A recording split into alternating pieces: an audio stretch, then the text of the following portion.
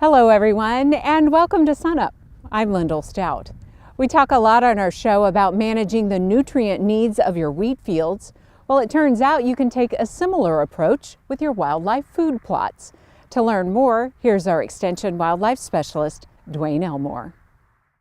Some of the plants that you might want to use to attract deer or turkey are pretty grazing sensitive. They can be eliminated during the first few weeks when they're trying to get established.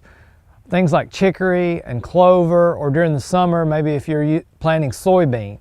So when using some of these plants, especially in areas that have high deer density, you might consider planting a nurse crop with the chicory or the clover or the soybean. In this particular case, we're in a chicory plot, but we've also planted wheat. And the wheat helps take some of the pressure, the grazing pressure from the deer off the chicory until the chicory has a well-established root system and can handle more herbivory from the deer.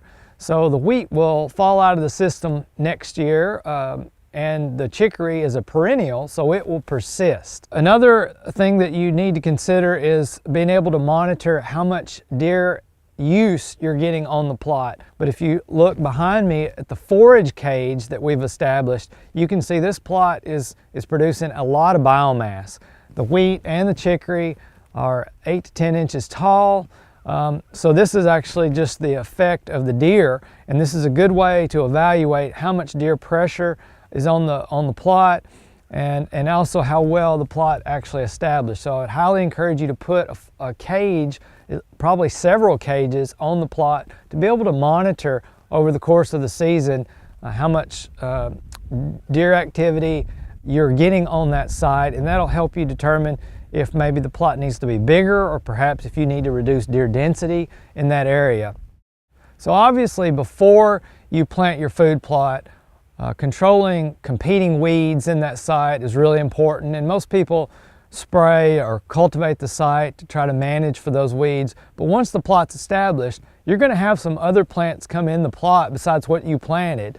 Now, some of these perhaps are desirable. For example, there's a lot of passion flower in this cool season plot, but this is a deer plot, so I'm not going to control passion flower because it's a really valuable deer plant that I got for free by disturbing this site. But there's other plants in here that are problems, like musk thistle, which you're required by law to control that one.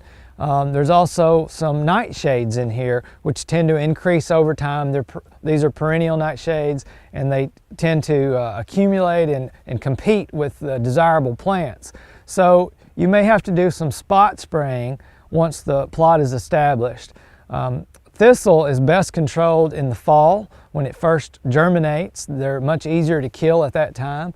And in this particular plot, it's a mix of wheat and chicory, which there's a lot of things that are desirable about having a mixed forage plot like that. But one of the downsides is that when you have a grass and a broadleaf plant, herbicide control becomes really difficult. I can't come out and spray this entire plot with a broadleaf selective herbicide to kill the musk thistle without also killing the chicory. But do be diligent in controlling the problem plants, but also if it's a plant that is not particularly a problem or is a desirable wildlife plant, then you can leave that because it may be attracting deer just as much as what you intentionally planted.